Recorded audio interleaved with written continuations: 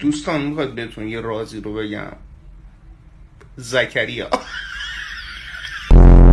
3 نفر پایه باشن بریم کلاس رنگ روغن. آخه رفتم ثبت نام کنم گفتن 3 پایه میخواد.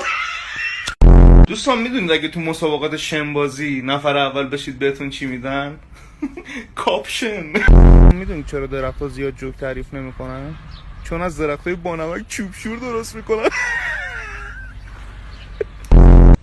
دوستان اگه ماهی تابه پس لابد میگو الا کلنگه. دوستان میخوام یه ورزش طراحی کنم، ترکیبی از بازی زو و رقص باله است، اسمشو گذاشتم زوباله.